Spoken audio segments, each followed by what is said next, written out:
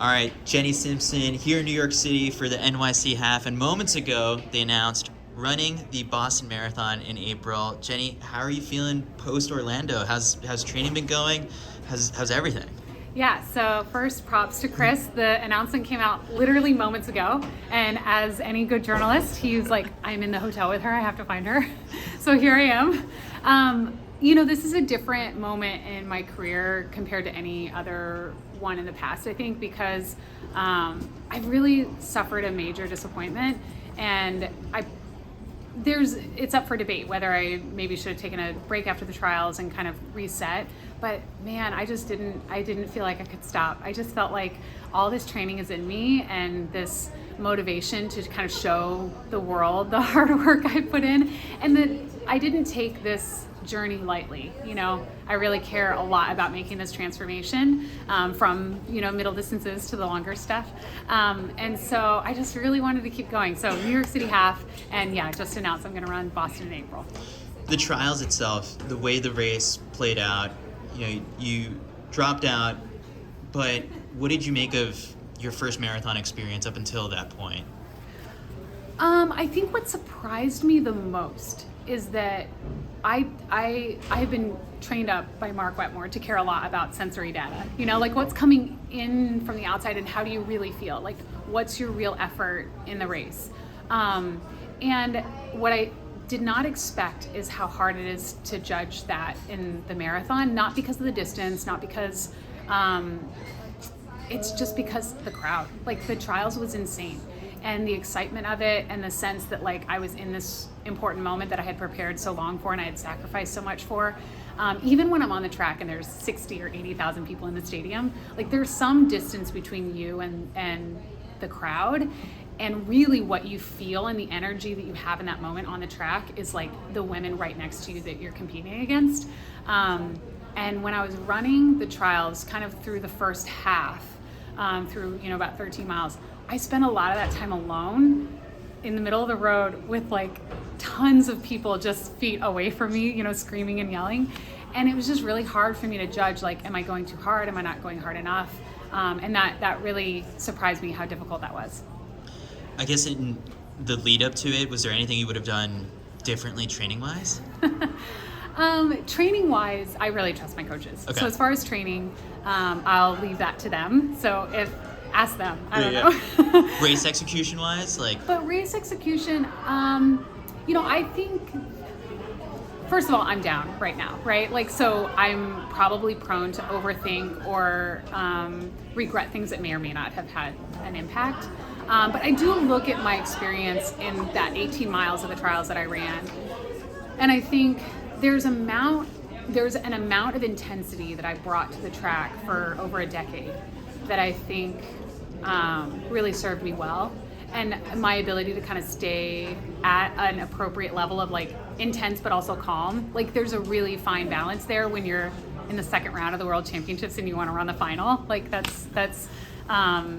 But there's definitely an explosive nature to what we do on the track, that the marathon is really different.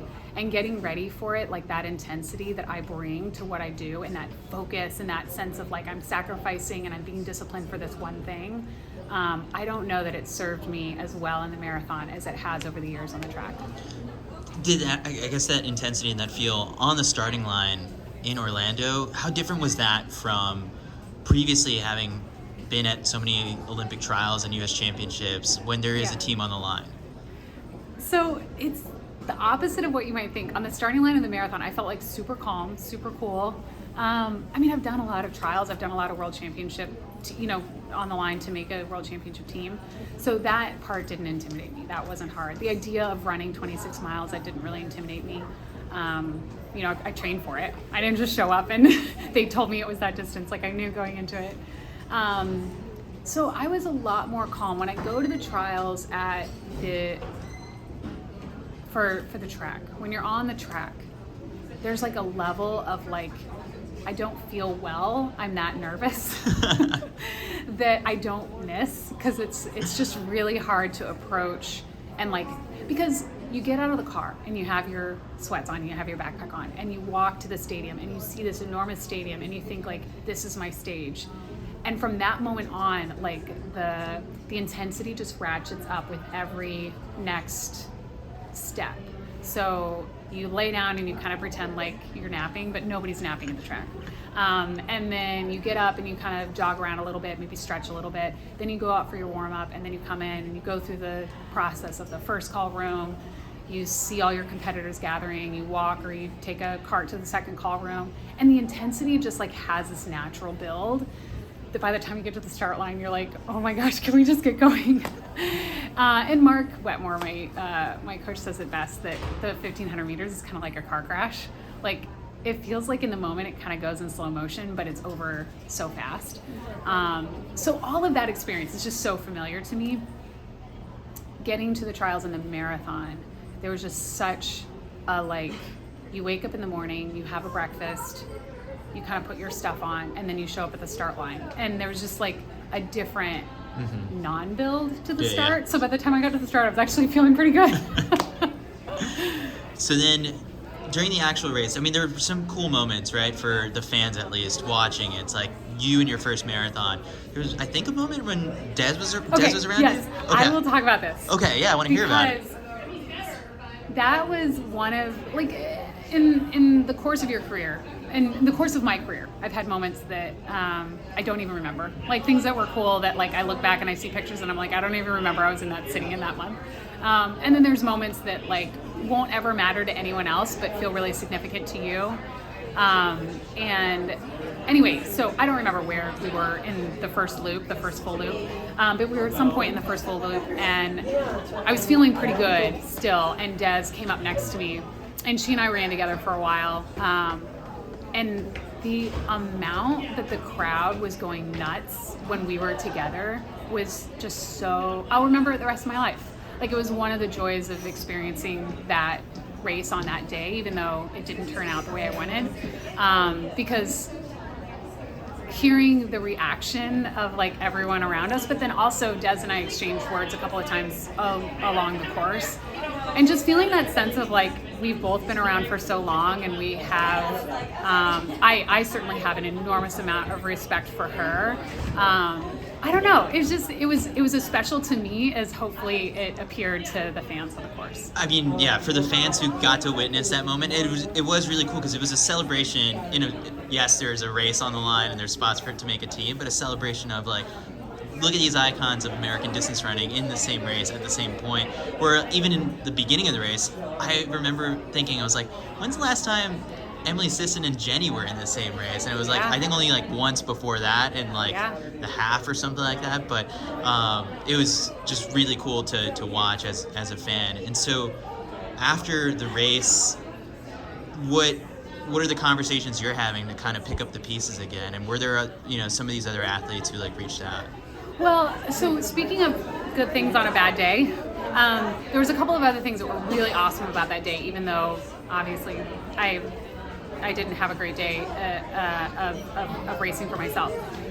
The second, like, really, really important moment was that when I decided to call it a day, I stepped off around 18. And I went to a volunteer and said, I'm going to be done.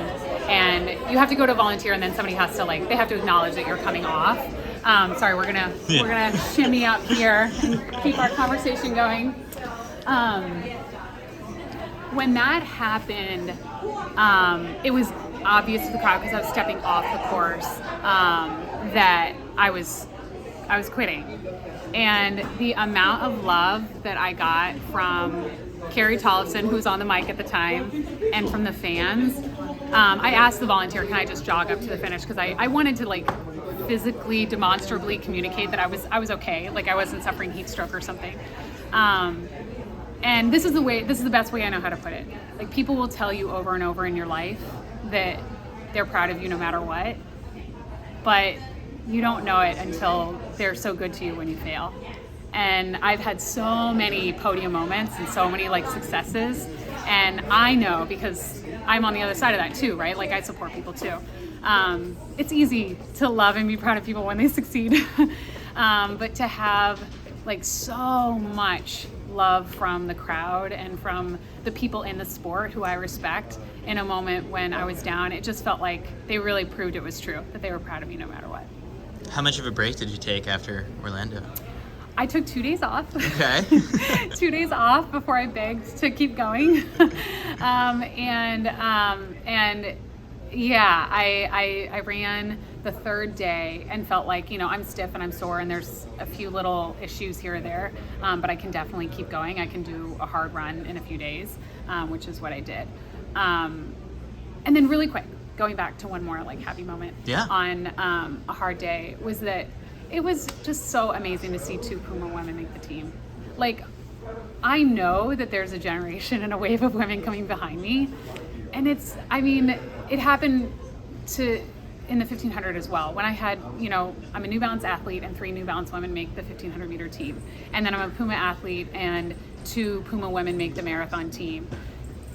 I don't know how I got so lucky that the days that I do so badly, my teammates do so well, or people that I view as teammates do so well.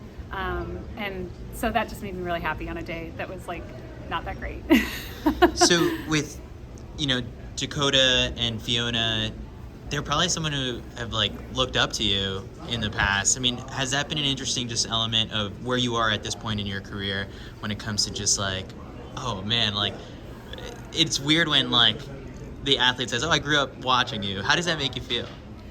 It's genuinely weird that like I don't know them and their career that well, right? And so the younger you are, the less likely I am to like be aware of like what's happened to you in the last 2 or 3 or 4 years. It's like Des and I are supposed to be in a race together, and Emily Sisson, and like there's people that I have grown up with and I've run my career with. I think that's when like the next generation is coming, when the people winning the races you're in, you're like, oh, I know who they are, but like the body of work that they've put together to this point seems like a dot on the map just because they're new and it's short and it's exciting. It's different. So where do you feel like you're at in terms of just, I mean, it's an Olympic year. That was a race to make another Olympic team. Yeah. You've made Olympic teams. You've won an Olympic medal. Are you okay with like, I guess, with the decision to run Boston? Where are you kind of at in terms of just like the Olympic dream for this year? My dad said something on that day at the trials. He said, you becoming an Olympian happened a decade ago. Mm-hmm. And like that was decided a decade ago. And I don't know exactly what he meant by that, but it did comfort me that it's like, someday, I don't know, it could be like, oh, I'm losing out on making a 4th Olympic Games, or there's room for people to make their first.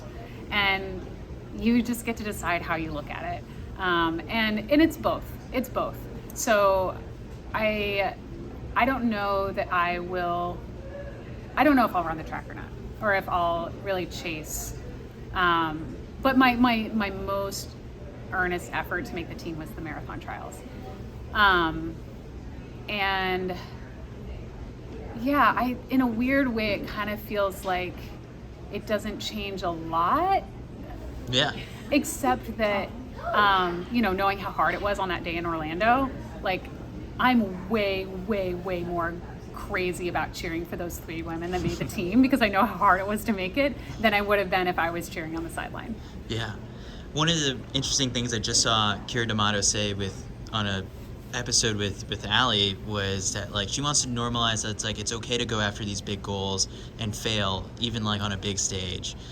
For you, having had so much success in your career, has that been a learning process too? Is just being able to cope with, all right, this was a bump. Yeah. People don't remember your failures, and that's good, and it's not bad. It's good. It's good for people not to remember. But I mean, I was like teeth in the dirt in my last cross-country race as a collegiate. And like literally, there's videos you can go watch. And that was my one chance to win a cross-country championship and in NCAA's. And I didn't do it. And I failed miserably. And I was, should have been a shoo-in. And I didn't make, the final at the 2012 Olympic Games when I was the defending world champion. Like, you're the defending world champion, you don't even make the final. And in 2015, I was going around the track, and it's the second time in my career, that my shoe came off in a final. at the World Championships that time, and then before it was an NCAA final. So I've had failures in the past, but when you succeed, like fortunately, that's what shines. People talk about like learning from failure or whatever. You learn from being resilient. You learn not from being down, but from getting up and continuing and going. It's a year after the failure that you're the amazing blossoming person that can look back on that failure without cringing, you know? And so it's a process. All right, so back to what we're here for, NYC Half. What's the goal here, and I guess like how does it fit into, you know, the bigger picture with Boston on the horizon? Yeah, so good question. So the New York City Half is the perfect kind of like primer and tuner to get ready for Boston. And I made the decision to come here before I had made the decision to do Boston. But I do think it's a really important intermediate, you know, February 3rd was so hard and like physically difficult and also like emotionally and mentally like difficult to not do well. And so to go from that till April, I really need something in between. This is what's new to me. Like coming back from failures is not new, but it has been really mentally hard to stay motivated. I've never had a stretch in my career like I have recently where like getting up and feeling motivated and getting out and doing the work has been as hard as it's been recently. And I'm learning a lot about myself through that, you know? It's funny, you know, people ask you, oh, how do you stay motivated? I think for about 2 decades, I just was. And so learning, you know, okay, it's not just about getting the work done, but it's because I can get up and get the work done, but like still feeling like I have energy in what I'm doing and I feel positive and I have that positive narration in my head. The story you're telling yourself is like the most important story that's happening in the world. And so you have to make sure you keep that story like in an appropriate perspective and space. So I'm learning all of that and I'm practicing all of that. So anyway, all of that to come back to the New York City Half. There's a couple things. First of all, I love the city. New York Roadrunners, I have so many positive, amazing relationships here. And then just the timing of it. It was just the perfect in between to like conquer this and stay motivated for this on my way to Boston.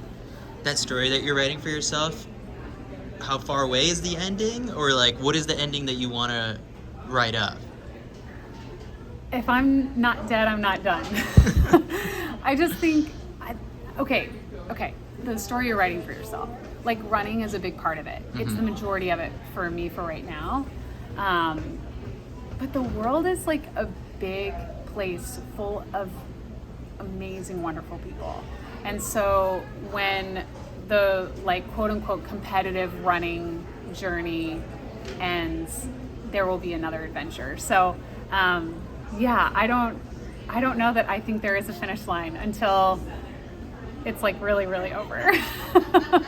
How do you think 13.1 miles in New York is going to compare to all the success you've had over 1 mile on Fifth Avenue? Oh my gosh. Okay, so Fifth Ave is like over in 4 minutes, which is amazing. So it's a little longer. This is a lot longer. It's a lot longer. You know what? Though and I don't say this just because it's like a thing to say about New York. I really mean it. Like to see the city, like the way that you see it when you're racing is really special. And I know that because of Fifth Ave, but I also know it because years ago they had a kid from each borough be the grand marshal of the New York City Marathon, and I rode on the cart with them. So I was like basically this like glorified babysitter for these 5 kids, which was the most amazing marathon day I've ever had. So I got to ride in the cart along the course.